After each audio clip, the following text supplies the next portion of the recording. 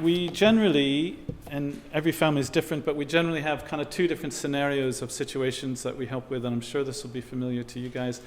I've got two people that I'll anonymize their names that kind of represent that. The first case study would be, we'll call him Barry.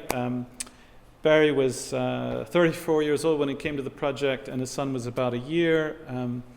When his son was first born, Barry's mum was really ill following the birth and was in hospital for about a month. And over that period, Barry was the full-time carer for that infant. And a bit, I think Ian referred to these kinds of situations, so he was really intensely involved in the care of that child.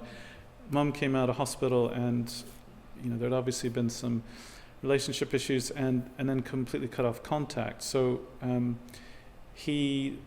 it took him a few months to find us, but then he came to us and he's just really distraught, as you would be, and had involved lawyers and this would be probably a time when we would depend on Families Need Fathers a bit. We don't, we gave lots of phone support to Barry, but there's only so much that we're able to do in that situation face to face when his child isn't about. But we kept in touch with him. It was really important to keep checking in with him. He did get he got more contact, started coming along to the Saturday groups, and then was able to engage in a way that I was just talking about. So he's meeting other guys. He's having fun with this kid. He's not, none of his friends had children.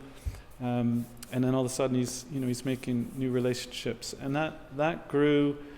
We became more involved with him, supporting his legal, some of his legal proceedings. He did get printed. Did I mention he wasn't on the birth certificate at first, which was really important in terms of his access. So he eventually did make that happen, which was great. We supported that. He's now a much more regular attender at the group, and he sees his child a lot more, and it's really interesting to see him not only having fun, but also, now his child's 3, and 3-year-olds can be tricky at times.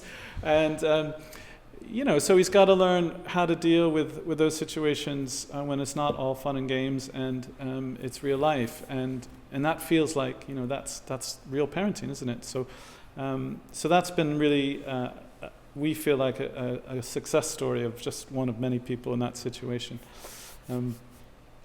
The second scenario, which is probably more relevant for Cattanach and the money that they give us to do the work, is a father who has full-time care of his child, and we'll call him Bob. He came to us when he was 52. Mom had been immediately after the second child was born. Mom had some mental health problems and addiction issues, so it just became impossible for her to be involved in the child's life due to child protection proceedings. So that brought with it, a social worker, placement in Children and Family Center, local authority family center. So there was more people involved, and in some ways that can be more intimidating for Dad, and I think that can be a little bit scary for folks. So we got involved, met with those other professionals, but also was seeing Dad every week. And in lots of times, I'm sure you guys are the same, I think third sector organizations are the people that are seeing these families the most, and we're the ones that actually have the most amount of information and positive information about how families are getting on. So we were able to, Dad had kind of some stress and anxiety issues himself, helped him institute a bit of routine into his both children's lives, helped him deal with Mom. Mom was quite erratic in that she would show up at the door unannounced, very unsettling for the children and for Dad. Able to advocate and make sure that stopped. Dad had some health issues and some debt issues, so we're helping him sort these things out during the week in a one-to-one capacity, and also use the group. So he's been a regular attender of the group for about 1.5 years now, maybe longer than that, and it's been really great to just see everything just calm down a bit, and the children smile a bit, and Dad responding to the children in a way that you can feel he's not carrying that level of stress that he was.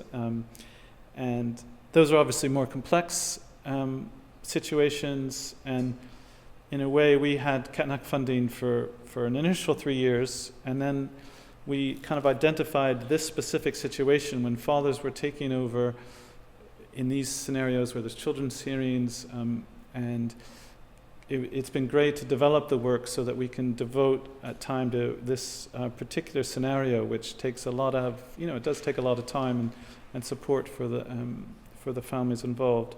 And so that's been a great partnership, and we really appreciate the funding that we've got to do that. And it's changed quite a lot. I think when I've been doing this work, I was a father's worker about 16, 17 years ago, and the amount of fathers that are being considered in this area to take on their role and what they want to do is changed quite a bit in terms of social workers and things. And so it's been great to be able to support that and give the guys the help that they need.